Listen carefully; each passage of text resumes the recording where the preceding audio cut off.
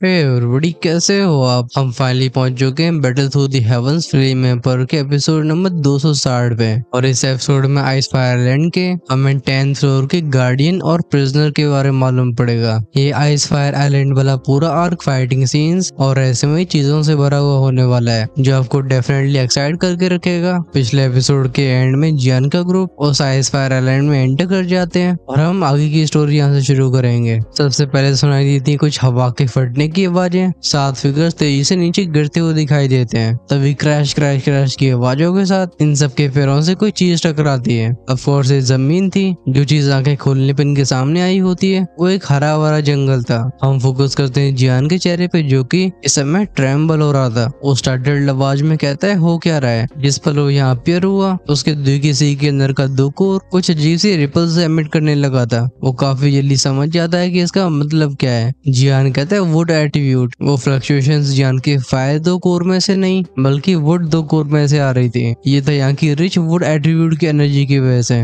वो इमीडिएटली अपने फ्लेम मंत्रा को एक्टिवेट करता है जिससे वुड टाइप की एनर्जी को सप्रेस किया जा सके। जियान मनी मन में कहता है शांत हो जाओ, तुम मेरे हिडन कार्ड हो, मतलब वो छिपे हुए पत्ते हो जिसके बारे में और किसी को पता नहीं है। जियान ने ना ही अब तक कोई वुड एट्रीब्यूट की टेक्निक प्रैक्टिस करी होती है और ना ही उसे वुड एट्रीब्यूट के ऊपर मास्टरी होती है, इसलिए उसका इस्तेमाल करना मीनिंगलेस था। तभी यूई फेंग जियान से पूछते हैं लिटिल ब्रदर जियान, क्या तुम इस जगह की गार्डियन क्रीचर को सेंस कर पा रहे हो। जियान नोट करके अपनी आंखें बंद करता है। उसके माथे में से कुछ फ्लक्चुएशंस चारों तरफ फैलने लगती हैं। फिर जियान अपनी आंखें खोल के बोलता है यहाँ पे बस एक ही क्रीचर मौजूद है और वो हमसे ज्यादा दूर नहीं है। लैंड मंकी सुन के स्टार्टल्ड हो गया था। उसके दिल में एक अजीब सी फीलिंग आती है। वहीं पे लीचिंग बोलती है अजीब बात है, आखिर मैं इतना ठंडा महसूस क्यों कर रही हूँ। इसके बारे में शोयू बात करना चाह रही थी लेकिन लीचिंग पहले ही बोलती लगता है पास में कोई पूल मौजूद है। ये सुन के जियान थोड़ा सरप्राइज हो जाता है क्योंकि उस तालाब के बारे में तो वो भी कहने वाला था। आउट ऑफ क्यूरियोसिटी जियान अपनी सोल फोर्स से लीचिंग को प्रूव करने की कोशिश करता है, लेकिन जिस मोमेंट में उसकी सोल फोर्स लीचिंग के 3 फीट के दायरे में घुसती है ये कोलैप्स हो जाती है। जियान मनी मन में कहता है लगता है लड़की किसी पावरफुल ट्रेजर को पोजेस करती है। वो बोलता है कैप्टन यू चलो चला जाए। 3 स्टार दोशान मिड स्टेज की स्ट्रेंथ होने की वजह से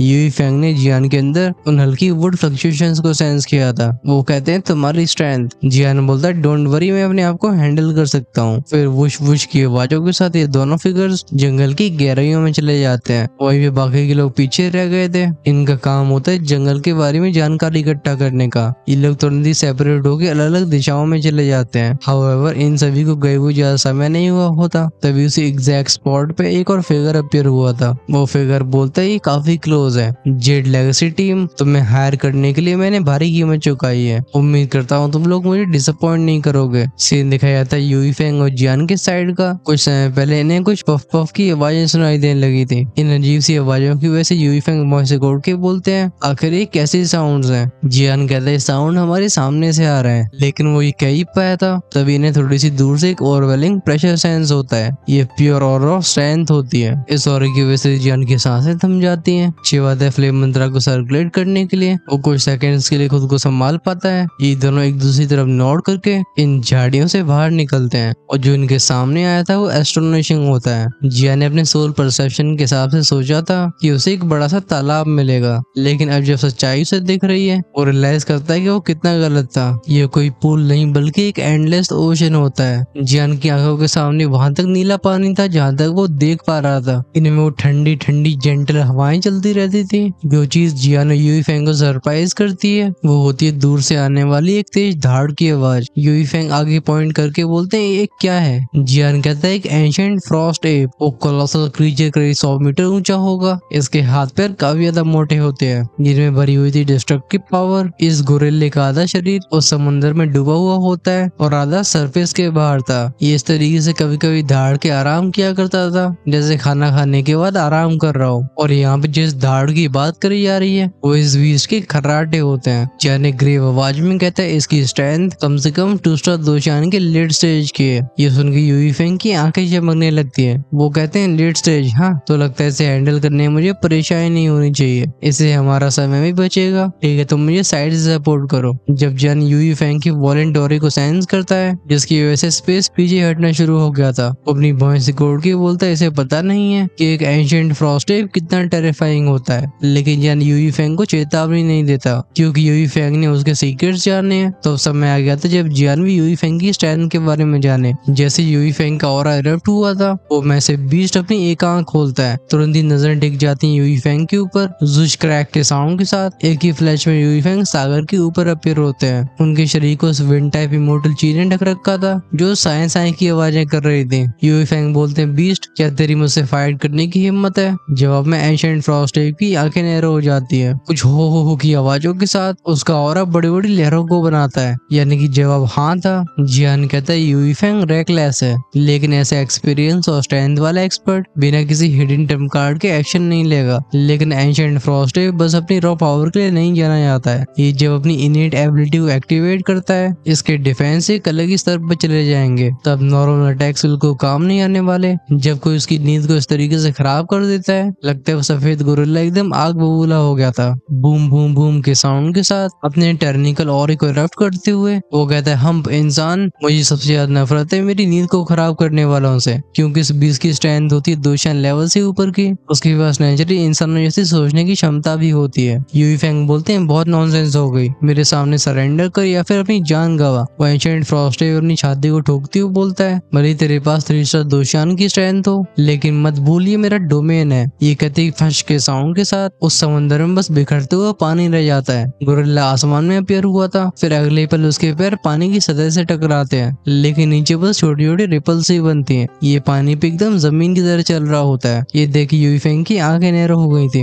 वो कहते हैं, पानी पे चल सकता है, क्या इसके पास वाटर एट्रीब्यूट है? वो गोरिल्ला रुकता नहीं है। छपाक की आवाज के साथ उसका बड़ा सा हाथ समुद्र की पानी की सतह से टकराता है, उठता है काफी ज्यादा ऊंचा वाटर कॉलम और ये सीधा टेरिफाइंग मोमेंटम को लेके यूई फेंग की तरफ बढ़ गया था। शो के साउंड के साथ शूट होने वाला ये वाटर कॉलम बिल्कुल ऑर्डिनरी नहीं होता। इसके अंदर होती है एप की यूनिक फ्रॉस्ट पावर, जिसकी वजह से हवा भी कांप रही होती है। लेकिन ये देख के यूई फेंग अपने चेहरे पे पैनिक नहीं दिखाते। उनके चारों तरफ की हवाएं और तेज हो जाती है, जैसे स्पेशल डिस्टॉर्शंस दिखाई देने लगते हैं। फिर चिर चिर चिर के साउंड के साथ वो पानी का खंभा तितर बितर हो जाता है। ऐसे सीन को देख के फ्रॉस्ट एप के चेहरे पे सरप्राइज दिखाई दिया था। वो कहता है, इंटरेस्टिंग, तो फिर इसे जेल। अटैक का नाम होता है power of frost. Yue Feng इसका काउंटर अटैक करने के लिए तैयार थे, लेकिन अगले सीन ने उन्हें स्टन कर दिया होता है। गोरिल्ले का वो बड़ा सा शरीर जो कि पानी की सरफेस पे चल रहा था, उसे अचानक से चांदी जैसी बर्फ ढकने लगती है। ऐसा लगता है बीस्ट एक आइस आर्मर को पहन चुका हो, जो कि किसी आइसी वॉरियर की तरह लग रहा था। एक पेड़ की डाली पे बैठा हुआ जियान इस सीन को चुपचाप से ऑब्जर्व करता है। वो कहता है, एंशिएंट फ्रॉस्ट एप के डिफेंसेस ये पहले से ही बहुत मौजूद होते हैं, और अपनी फ्रॉस्ट एबिलिटी का इस्तेमाल करने के बाद इन डिफेंसेस को भेजना यूई फेंग के लिए भी आसान नहीं होगा, खासकर जब एक गोरिल्ला अपनी टेरिटरी में है। यूई फेंग भी दांती मींस के बोलते हैं, लगता है मैंने गलती कर दी। वो शुरुआत में सोच रहे थे कि फाइट जल्दी खत्म हो जाएगी, लेकिन अब एक गोरिल्ला कवच वाला गोरिल्ला बन चुका है, इसे हराने में और भी समय लगेगा। दम दम दम की आवाजों के साथ वो गोरिल्ला अपनी छाती को ठोकता है, जिससे वो बादलों की गर्जने जैसी आवाजें गूंजती हैं। यूई फेंग के एक्सप्रेशन डार्क होते जाते हैं, उनके हाथों में उनकी शायद की गट्टी होने लगी थी। वो कहते हैं, बीस्ट आ।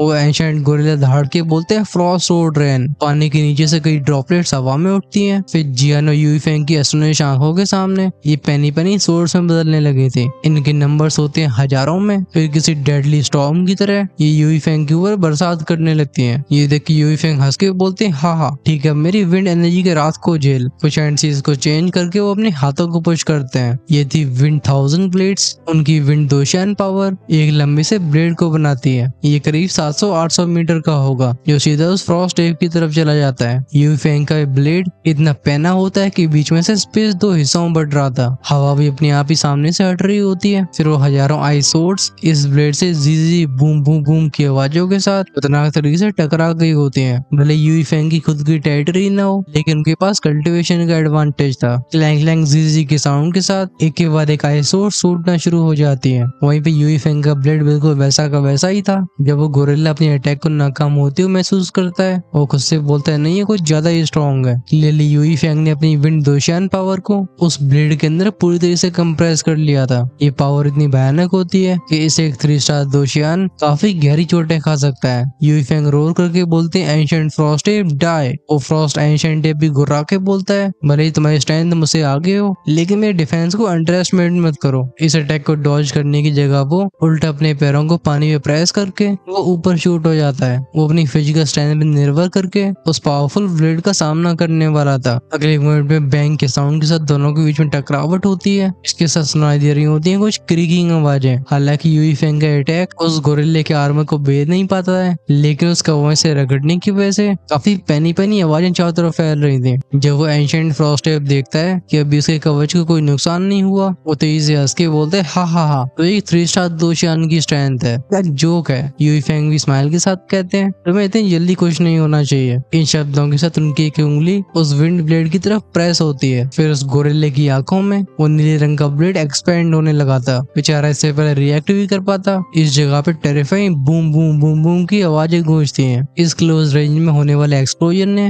अपनी पैनी पैनी शॉक वेव्स को चारों तरफ भेजा था, जिससे स्पेस के भी परखच्चे उड़ रहे थे। हालांकि गोरिल्ला बहुत मजबूत होता है, लेकिन उसकी भी सीमाएं थी। उन पैनी पैनी हवाओं के तांडव की वजह से उस एंशिएंट फ्रॉस्टेप के शरीर की एनर्जी और लाइफ फोर्स काफी जल्दी से जाने लगती है। यूई फेंग अपने हाथों को पीछे करके बोलते खत्म हो गया। जेरमी पेट से नीचे आया था। वो मनी मन में कहता है ये यूई फेंग, लगता है इसके पास सच में कुछ क्षमताएं हैं। इस 10th फ्लोर की गार्डियन को हराने के बाद अब रिवॉर्ड्स को हासिल करने का टाइम था। जियान यूई फेंग के पास पहुंचते हुए बोलता है कैप्टन यू, आप सच में जानते हो कि प्लान कैसे किया जाता है? लगता है हमारे स्ट्रेंथ के साथ 9th और 10th फ्लोर्स के गार्डियन को हराना ये बड़ी बात नहीं होनी चाहिए। यूई फेंग कहते हैं लेकिन ये काफी नहीं है, इस बार हमारा टारगेट 8th फ्लोर पे है। वो कह ही पाए होते तभी जहाँ विस्फोट हुआ था वहाँ से कुछ गुलगुलू की आवाजों के साथ क्योटिक एनर्जी फ्लक्चुएशंस फैलने लगती हैं। जब इन दोनों का ध्यान उस तरफ जाता है, इन्हें मालूम पड़ता है कि जहाँ पे वो एंशिएंट फ्रॉस्टेप खड़ा हुआ था, अब वहाँ पे एक डार्क वॉर्टेक्स बन चुका है। इसे देख जियान सरप्राइज से भरी आवाज में कहता है ये। यूई फेंग कंफर्म करते हैं हाँ ये एग्जिट है। जब एंशिएंट फ्रॉस्टेप हारा, इसका मतलब हमारा 10th फ्लोर का चैलेंज कंप्लीट हो गया है। जब बाकियों को इकट्ठा करो हम साथ में जाएंगे।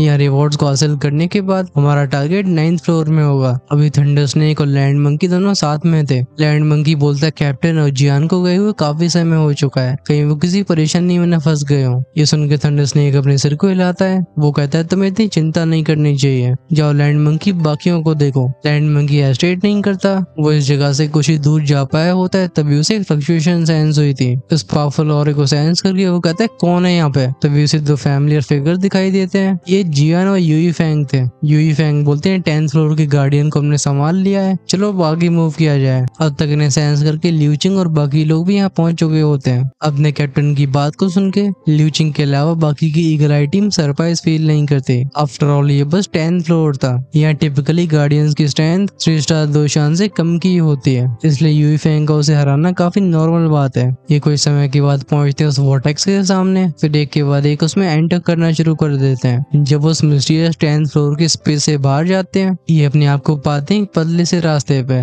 जहाँ रोशनी काफी कम थी। ये देख के यूई फेंग बोलते हैं लगता है आइलैंड किसी फॉरवर्डन जोन से कनेक्टेड है। वो 10th फ्लोर का गार्डियन भी वहीं से आया होगा। हम हर बार जब गार्डियन को हराएंगे हमें उस चैलेंज लेवल का एक ट्रेजर मिलेगा। यही चीज आइलैंड को और भी मिस्टीरियस बना देती है। लेकिन अगर कोई इसकी सच्चाई जानना चाहता है तो उसे 1st फ्लोर तक जाना होगा। जेन आईब्राउज रेज करके बोलता है 1st फ्लोर। वो मनी मन में कहते हैं आखिर उस लेवल में कैसे टेरिफाइंग बीइंग मौजूद होंगे। तभी सोलिटल लॉर्ड कहते तुम उसके बारे में छोड़ो, बस तुम इतना समझ लो कि 2nd, 3rd और 4th लेवल में जो गार्डियंस मौजूद हैं वो तुम्हारी टीम को 1 सेकंड में खत्म कर सकते हैं। इससे तुम्हें एक रफ आइडिया मिल गया होगा कि उन फ्लोर्स पे कैसे मॉन्स्टर्स बीइंग्स मौजूद हैं। हालांकि तुम्हारे पास होली फ्लेम, फ्लेम मंत्रा और क्लैन की एंसेस्ट्रल सील मौजूद है, लेकिन मुझे नहीं लगता तभी तुम उनका सामना कर पाओगे। ऑफ कोर्स अगर तुम 10 टेंपल यामा को अनलीज कर पाते हो और अपने क्लैन ब्लडलाइन मार्क को एक्टिवेट कर पाते हो तो वो अलग स्टोरी होगी। जियान कहते हैं 1st 3 फ्लोर्स। वहाँ कैद होने वाले विलेंस सीनियर, आप ये मत कहना कि वो उससे भी स्ट्रॉन्ग हैं जब आप अपने पीक पे थे। जियान की इस बात को सुन के सोलिटल लॉर्ड तुरंत ही आग बबूला हो जाते हैं। वो कहते हैं हम लड़के मुझे अंडर एस्टिमेट मत कर, अगर मैं भी अपने पीक पे होता तो मेरे पैरों की धूल भी नहीं होते। सोलिटल लॉर्ड ने बोलना बंद नहीं किया होता है तभी यूई फेंग जियान के सामने आते हैं। वो कहते हैं अब हमें रिवॉर्ड्स मिलेंगे। ये सुन के सबकी आंखें चमकने लगती हैं। इस धुंधले से रास्ते पे कुछ और देर तक चलने के बाद जेड लेगसी टीम एक बक्से के पास पहुंचती है। ये गोल्डन ट्रेजर चेस्ट था।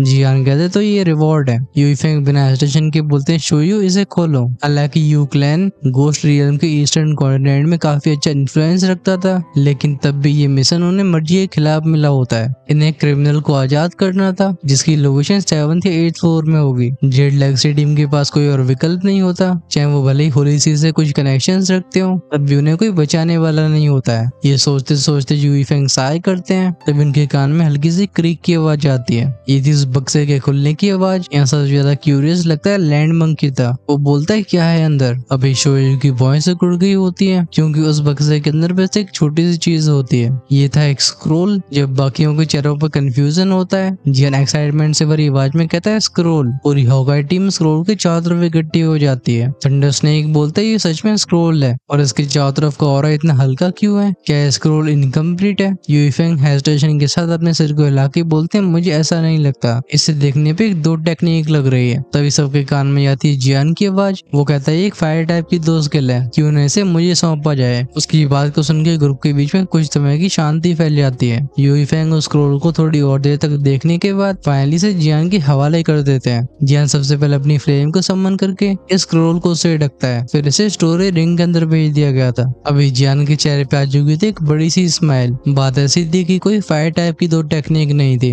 बल्कि ये होती है एक वुड एट्रीब्यूट की डिफेंसिव दो स्किल। जियान के पास ऑफेंसिव टेक्निक्स की कमी नहीं होती है, बस उसे जरूरत थी एक डिफेंसिव टेक्निक की और लगता है ऊपर वाले ने उसकी बात सुन ली। भले ही दूर से देखने पे स्क्रोल काफी डल और ऑर्डिनरी लग रहा हो, लेकिन इसे सच में चमकने के लिए वुड एट्रीब्यूट की दो शान पावर चाहिए होती है। जियान जिसका वुड एट्रीब्यूट हाल ही में अवेकन हुआ था, उसके लिए परफेक्ट अपॉर्चुनिटी थी। इसे मास्टर करते ही जियान सेम रैंक के अंदर एकदम इनविंसिबल हो जाएगा। जियान को स्क्रोल को रखते हुए देख यूफेंग बोलते हैं चलो यहाँ पे सब कुछ सेटल हो चुका है, हमें आगे मूव करना होगा। तभी ल्यूचिंग जिसके पास लाइट एट्रीब्यूट होता है वो कहती है आई वंडर 10th फ्लोर में किसे कैद करके रखा गया होगा। जब फोकस करती है आगे के रास्ते की तरफ, उसे बहुत अजीब महसूस होता है। ल्यूचिंग नेचुरली जियान से स्क्रोल के लिए कम्पीट नहीं करती है, क्योंकि जैसा उसका स्टेटस और बैकग्राउंड है, उसकी एक आवाज पे उसके सामने ऐसी टेक्निक्स की जड़ी लग जाएगी। खैर उसके रिएक्शन से यूफेंग सरप्राइज नहीं हुए थे। वो कहते हैं बस यहाँ पे एक ही रास्ता है, चलो इस बहाने हमें देखने को भी मिल जाएगा कि यहाँ पे आखिर कैद किसको किया गया है। यूफेंग ने नेचुरली जियान से कई चीजें छिपा के रखी होती हैं। हर फ्लोर में गार्डियन को हराने के बाद जो रास्ता अपीयर हुआ करता था, वो सबसे पहले इनाम की तरफ ले जाता था, फिर हो जाता है उस इंडिविजुअल की तरफ जिसे इस फ्लोर में कैद करके रखा गया हो। एक बार एक दूसरे की आंखों में देखने के बाद ये सब उस पैसेज में आगे बढ़ने लगते हैं और उसके साथ सबके एक्सप्रेशन भी सीरियस होते जा रहे थे। सीन कुछ और टाइम के बाद का दिखाया जाता है। एक बार फिर से आ चुकी थी एक मैसिव स्टोन गेट के सामने। इस दरवाजे को देख रही जियान की आंखें थोड़ी सी नैरो हो जाती हैं। वो बताता है इस दरवाजे के ऊपर भी एक बहुत पावरफुल सीलिंग फोर्स मौजूद है। इस उनकी हॉकाई टीम के एक मेंबर बोलता है अजीब बात है, हम जब पहली बार 10th फ्लोर में आए थे तब हमारे सामने गेट अपीयर नहीं हुआ था। उस समय जब इन लोगों ने 10th फ्लोर के गार्डियन को हराया होता है, इन्हें मिलता है एक प्रिजनर जिसकी स्ट्रेंथ दुधे के पीक की होती है। ये किसी सेक्ट का नौजवान होता है जिसका टैलेंट काफी हाई माना जाता था, लेकिन कुछ धोखेबाजों के उकसाने पे इसने गुस्से में आके अपने फेलो डिसाइपल्स और अपने भाई बहनों का कत्ल कर दिया। इवेंचुअली एक पावरफुल एंटिटी उसे पकड़ के आइसफायर आइलैंड में डाल देती है। जब जियान देखता है कि यूफेंग आगे बढ़ने की कोशिश कर रहे हैं, वो बताता है स्टोन गेट की सील अगर फोर्सफुली तोड़ी जाती है तो वो पावर हम सबको सरप्राइज करने के लिए काफी है, इसलिए चलो पहले मैं इसे चेक करता हूँ। शोयू और बाकियों के पास कोई अच्छा आइडिया नहीं होता है। जियान के सुझाव को सुन के वो अपने कदम पीछे लेते हैं। तभी ल्यूचिंग भी उसके साइड में आके बोलती मैं भी इसे देखना चाहती हूँ, लेकिन जियान को एहसास नहीं होता है कि ल्यूचिंग जानबूझ के उसके करीब आई थी। एज द रिजल्ट ल्यूचिंग और जियान के फिगर उस पत्थर के दरवाजे के सामने काफी क्लोज खड़े होते हैं। अगर अभी सीन को दूर से देखा जाता तो ये दोनों किसी इमोर्टल कपल से कम नहीं लग रहे थे जो एक नई दुनिया में जा रहे हो। जियान उस दरवाजे को जस्ट इंस्पेक्ट करने वाला होता है, तभी उसके सीने से एक तेज दर्द महसूस होता है। हम उसे आग की आवाज के साथ पीछे घसटते हुए देखते हैं। ये सुन के ल्यूचिंग सरप्राइज्ड आवाज में कहती है क्या हुआ। बात ऐसी थी कि जब वो जियान के क्लोज आई थी, वो एक सर्टेन टेक्निक का इस्तेमाल करके ये चेक करना चाहती थी कि जियान के शरीर में कौन सी होली फ्लेम है, लेकिन इससे पहले वो कुछ कर पाती जियान की पहले से ऐसी हालत हो गई। अभी लगता है ल्यूचिंग से दूर जाने के बाद उसके दिल से आने वाला दर्द शांत हो गया था, और जब वो जानबूझ के एक कदम और दूर लेता है उसके सीने का दर्द पूरी तरीके से गायब हो जाता है। हम सब जानते हैं कि म्यू ने खुद को सैक्रिफाइस करके खुद को जियान का दिल बना लिया था, और जो जियान को अचानक से इंटेंस पेन फील हुआ होता है वो उस होली फ्लेम हार्ट से ही हुआ होता है। ये कुछ ऐसा था जैसे म्यूइंग ल्यूचिंग को जियान के इतने करीब आते हुए देख के जेलस फील करने लगी हो, और उसने जियान को इसकी सजा दे दी। ये एहसास करके कि उसका प्लेन फेल हो गया है, ल्यूचिंग कोई जोर जबरदस्ती नहीं करती, वो बल्कि अपने ध्यान को ले आती है उस पत्थर के दरवाजे के ऊपर। ल्यूचिंग कहती है इस दरवाजे की सीलिंग पावर, इसमें एक खास पैटर्न मौजूद है। तभी जियान का फिगर उस दरवाजे के पास पहुंचा था। वो दरवाजे को एक हाथ से छूते हुए बोलता है मेरे पास एक तरीका है, आप सब पीछे जाओ। जिस मोमेंट में जियान की हथेली और उस दरवाजे के बीच में संपर्क हुआ था, उसके मुंह से हिस की साउंड बाहर आती है। एक बहुत ही चिली एनर्जी उसके शरीर में फैल रही थी। अच्छी बात है कि होली फ्लेम तुरंत ही रिएक्ट करती है जैसे कोई बड़ा इशू नहीं बना। अगले पल जियान के शरीर की चारों तरफ स्पेशल डिस्टॉर्शन अपीयर होने लगे थे। ये होता है एक इनविजिबल पावर की वजह से। जियान अपनी इमेंस सोल पावर से उस दरवाजे की सीलिंग एनर्जी को खाने लगता है। देखते देखते स्टोन गेट की चमक कम होती जाती है और लोगों की आंखों में जियान और भी मिस्टीरियस होता जाता है। 1 2 3 4 5 6 सेकंड तभी सुनाई देती है एक बूम की आवाज। उस स्टोन गेट की सील पूरी तरह से बिखर गई होती है। जियान एक कदम पीछे लेके सबकी तरफ आगे जाने का इशारा करता है। उस गेट के अंदर जाने पे सबसे पहले जो चीज लोग फील करते हैं वो कुछ ड्रिप ड्रिप ड्रिप की आवाजें होती हैं। तब इस जगह की गहराइयों में से किसी की आवाज सुनाई देती है और आवाज कहती क्या क्या यहाँ पे कोई है। इस आवाज को सुन के जियान कहते हैं जरूर कोई है और टीम अपनी स्पीड को और बढ़ा देती है। फाइनली इनके सामने वो नजारा आया था जो सबके एक्सप्रेशंस को चेंज कर देता है। वो अंधकार से भरा हुआ रास्ता सीधा एक पत्थर के सामने रुकता है और इस पत्थर के ऊपर बैठी होती एक छोटी सी लड़की जिसकी उम्र 10 साल से ज्यादा की नहीं होगी। ऐसा लगता है इस बड़े से पत्थर की पावर ने उस बच्ची को खुद से बांध के रखा हो। भले इसे यहाँ पे कैद हुए कितना भी समय गुजर चुका हो लेकिन अभी उसके वो सिल्की बाल और ड्रेस बिल्कुल साफ लग रहे होते हैं। इस बच्ची को देख के सबकी भौहें से उड़ गई थी। ल्यूचिंग खुद को सिंपैथी फील करने से रोक नहीं पाती। वो कहती है लोग इतने क्रूअल कैसे हो सकते हैं। आफ्टर ऑल जब भी कोई छोटी सी बच्ची को ऐसे कैद होते हुए देखेगा तो उसके दिल का मचलना काफी नॉर्मल है। वो बच्ची सबको इग्नोर करके सबसे पहले जियान की तरफ देखती है। ये नजरें कुछ ऐसी होती हैं जैसे वो पहले से जान चुकी हो कि पूरे ग्रुप में अगर कोई उसकी हेल्प कर सकता है तो वो जियान ही है। वो अपनी मासूम सी आवाज में कहती बिग ब्रदर क्या आप मुझे यहाँ से बाहर निकालोगे। ये अजीब सा पत्थर ये मुझे बहुत हर्ट कर रहा है। हालांकि शुरुआत में जियान ने कुछ खास नोटिस नहीं किया होता लेकिन अब जब वो इस लड़की को ध्यान से ऑब्जर्व करता है वो कहता है इस लड़की की स्ट्रेंथ ये एक्चुअली में 1 स्टार दोशियान के अर्ली स्टेज पे है। तभी यूईफेंग हल्की आवाज में कहते हैं तुम सभी इसकी अपीयरेंस को देख के मूर्ख मत बनो। इस जगह पे सिंपल लोगों को कैद नहीं किया गया है और ना ही हम ये जानते हैं कि इसने कैसे क्राइम्स करे हैं। ये सुन के जियान नॉड करता है। वो कहता है चलो हम इसे छेड़छाड़ नहीं करते। उसे भी इस बच्ची के बारे में कुछ ऑफ फील हो रहा था। वो बच्ची जिसके हाथ अब भी उस पत्थर से बंधे हुए होते हैं। यूईफेंग को देख के उसके चेहरे पे एक अजीब सी स्माइल आती है। वो कहती बिग ब्रदर मैं जानती हूँ कि आप किसे ढूंढ रहे हो तो क्या सच में तुम मुझे यहाँ से बाहर नहीं निकालोगे। जब ये शब्द यूईफेंग के कान में जाते हैं जो नेक्स्ट फ्लोर में जाने के लिए तैयार थे अचानक से उनके पैर वहीं पे जम गए होते हैं। वो मुड़ के देखते हैं उस लड़की की तरफ। यूईफेंग कहते हैं तुम जो कह रही हो उसका कोई बेस नहीं है। आखिर तुम्हें मुझसे कैसे एक्सपेक्ट कर सकती हो कि मैं तुम्हारे ऊपर भरोसा करने वाला हूँ। हाँ ये बात सच होती कि आइसफायर आइलैंड इतना ज्यादा मिस्टीरियस है कि बिना किसी पहले जानकारी के जेड लेगसी टीम के लिए अपने लक्ष्य तक पहुंचना बहुत मुश्किल होगा। अगर ये लड़की जो कि यहाँ की कैदी है वो उनकी हेल्प कर पाती है तो उनके चांसेस जरूर बढ़ जाएंगे। वो बच्ची कहती है मुझे यहाँ पे कैद हुए कई 100 साल हो चुके हैं मैं बस आजाद होना चाहती हूँ। और जहाँ तक तुम अंकल अगर तुम्हें डर है कि मेरी इंटेंशन सही नहीं है तो तुम इस बिग ब्रदर से बोल सकते हो कि वो मेरी सोल के ऊपर सील प्लेस कर दे। अगर मैं कुछ गलत करती हूँ तो तुम मुझे जो चाहे सजा दे पाओगे। उसने इशारा किया था जियान की तरफ। यूईफेंग पूछते हैं लिटिल ब्रदर क्या हुआ क्या ये पॉसिबल है। कुछ पलों तक शांत रहने के बाद जियान कहते हैं हाँ ये पॉसिबल है। साफ तौर पे इस लड़की को सील हुए काफी लंबा समय हो चुका था लेकिन अभी उसकी उम्र 10 साल की लगती है और तो वो बस एक ही नजर में पूरी हॉकाई टीम की स्ट्रेंथ को देख पा रही थी।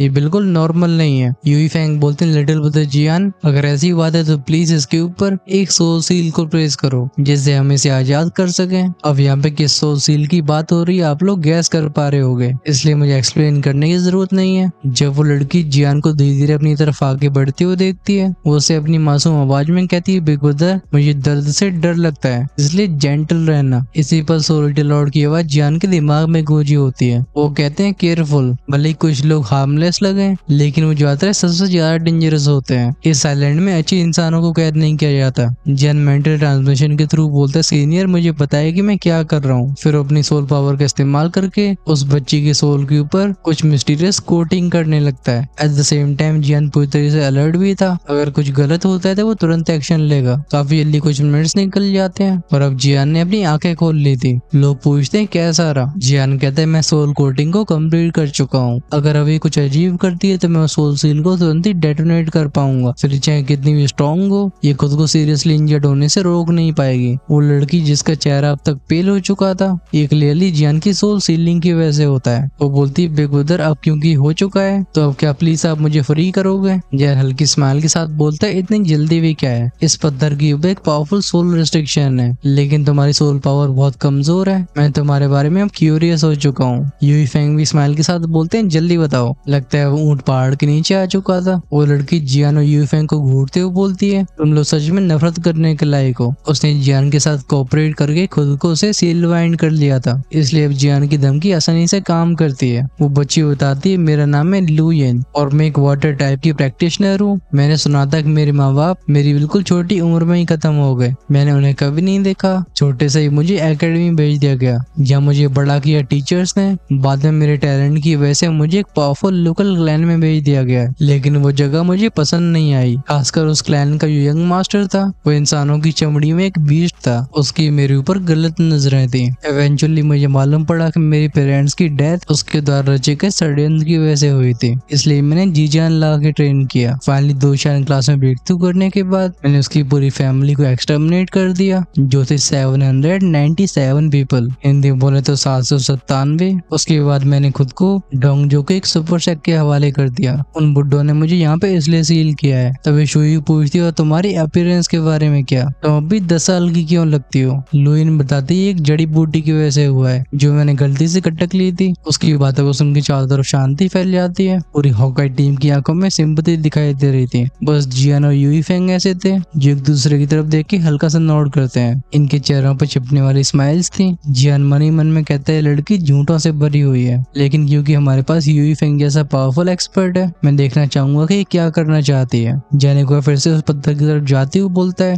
ऑलराइट ध्यान से देखो, मैं इस पत्थर की सीलिंग पावर को कमजोर करूंगा तो मैं इस मौके का फायदा उठा के आजाद होना है। ये बोलते हुए जियान इस ब्लू स्टोन के काफी करीब पहुंच गया था। उसे सोल स्टैंड की जिस लेयर ने ढक रखा होता है वो फाइट करती है उस पत्थर की सीलिंग पावर से। गूंजती है ची ची ची की आवाजें। बिना हेजिटेशन के जियान कहता है सोल पावर। उसकी वो समंदर जैसी स्पिरिचुअल स्ट्रेंथ उस नीले पत्थर को अपना टारगेट बनाती है। क्रैशिंग आवाजों के साथ सोल पावर की लहरें उस पत्थर से आके टकराने लगी थी। धीरे धीरे उस लड़की का शरीर ट्रांसपेरेंट होने लगता है। फिर एक बहुत हल्की सी पॉप के साउंड के साथ वो उस पत्थर की बंदिशों से फिसल के सीधे जमीन पर लैंड कर जाती है। तो वो भी भरोसा नहीं कर पाती कि वो आजाद हो चुकी थी। उस नीले रंग के पत्थर और जियान की तरफ देख के वो खुशी से भरी आवाज में कहती मैं फाइनली फ्री हूँ। उसने जो भी कहा था उसमें से बस वो जड़ी बूटी वाली बात सही होती है, बाकी का सब झूठ था। लेकिन क्योंकि जियान पहले अपनी सील को उसकी सोल के ऊपर प्लेस कर चुका था, वो तुरंत ही अपने रंग नहीं दिखा सकते थे, क्योंकि ऐसा करने से जियान बस एक विचार पे